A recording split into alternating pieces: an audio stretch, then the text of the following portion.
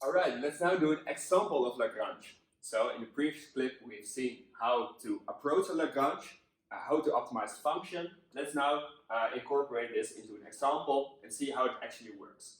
So I've written down two functions. The first function is the function I want to optimize. So it's my function f dependent on x and y. This function is subject to, so that's the st, it's subject to a certain restriction. This restriction is in this case x plus y is 2. So we have a budget of 2, which we can spend on x and y. And we have to optimize the function knowing this constraint. The first step was to start off with the Lagrangian. So the Lagrangian was the fancy letter L, and we write this down as dependent on x, y, and lambda. To write this down, we have to take our function we want to optimize and write it down first. So this is going to be x squared plus y squared plus xy, and we have to subtract minus lambda, and we multiply this with our restriction. So our restriction was x plus y, and we subtract the outcome of our restriction. So we subtract the 2, minus 2. Now we have written down the Lagrangian, so that's basically our step 1. Our step 2 is now to take the first order conditions. So we have to take the derivatives with respect to x, y, and lambda. So the first order derivative is the Lagrangian to x. To take this derivative, we're going to take the partial derivative, which means we're going to consider the x as our variable, and everything besides x, we're going to look at that as being a constant. So our y is actually a variable, but for the partial derivative, we use it as a constant. So for the derivative of x squared, this will be 2x. The derivative of y squared doesn't contain any x, so it drops out. The derivative of x times y will be, the derivative of x is 1, so 1 times y will be plus y. Then we must not forget about the stuff which is behind the lambda. So we have minus lambda multiplied with x. So if we take the derivative to x, this will be minus lambda. We can do the same thing for the derivative to y. So we're going to take the derivative of the Lagrangian to y, which will be the x is now our constant and the y is the variable of interest. So the partial derivative of x to y drops out. Partial derivative of y squared to y will be 2y. The partial derivative of x times y will be, the derivative of y to y will be a 1. 1 times x will be plus x. Then we must not forget about what's behind the lambda. So minus lambda times y will be minus lambda. Then there's one more derivative. This is the derivative to lambda. So if you take the derivative to lambda, we basically end up with our restriction. So we have the minus in front of the lambda. If we derive this to lambda, everything is multiplied with this lambda. The derivative of lambda to lambda will be a 1. So we will get minus x plus y minus 2. Then our third step was to set these first order conditions equal to 0. So that's going to be my third step. This one is equal to 0, this one is equal to 0, and this one is equal to 0. Out of the last equation, our restriction, we can immediately solve this by getting the x and the y to the other side. So it solves as x plus y is 2, which was the restriction we started off with. So that's really useful later on.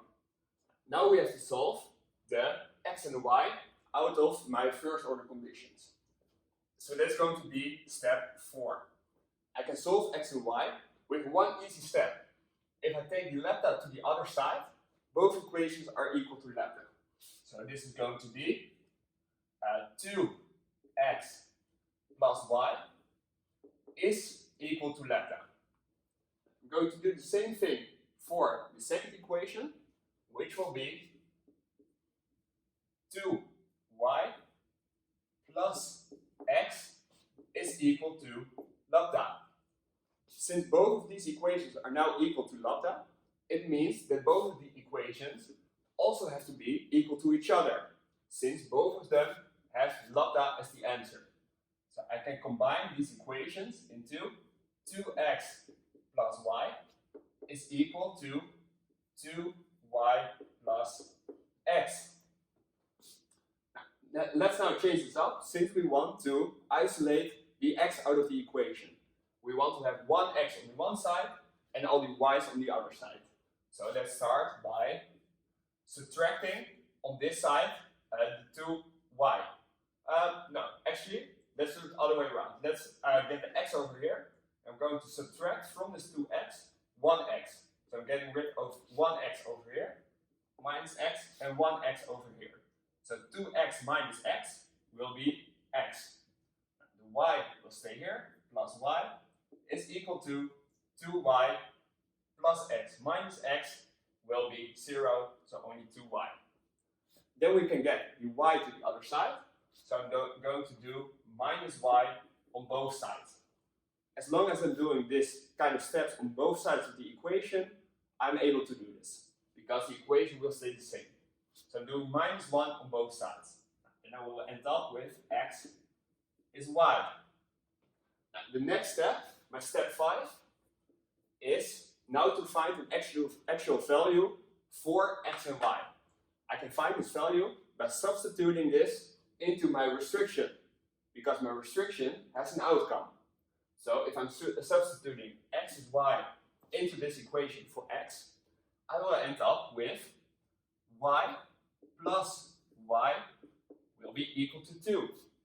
So this is 2y is 2. With this reasoning, y should be equal to 1.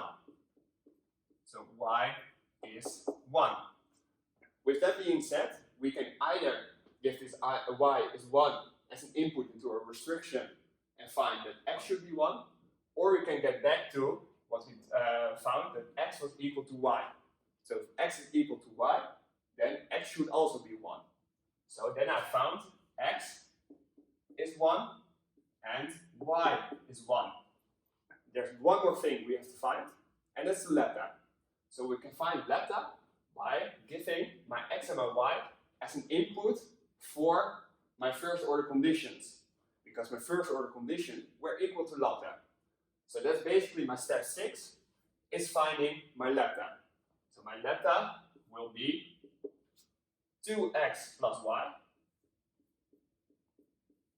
I've just found that x and y are 1, so lambda is 2 times 1 plus 1, which is equal to 3. It wouldn't have mattered if I'd given my x1 and I1 as an input in the other first order condition, will always give the same answer. The lambda will always be the same, doesn't matter which equation of my first order conditions I use. So now I've found that my optimal point is x is 1, so x, y, and lambda, and this is now 1, 1, and 3.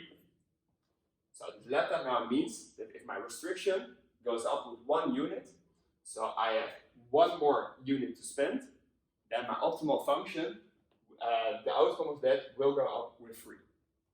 There was one last thing to check, and that was if we actually have a minimum or a maximum. We can do that by looking at second order derivatives. So I can take the second order derivative of my function of the Lagrangian derived to x. So my second order derivative of my Lagrangian another time derived to x will be this function derived to x, derivative of 2x to x will be 2, derivative of y to x drops out, derivative of minus lambda to x drops out, so I'm only left with 2. So my second order derivative to x will be 2. Since 2 is bigger than 0, 2 is bigger than 0, this means that we have found a minimum. So the optimal point we found in our equation will be a minimum.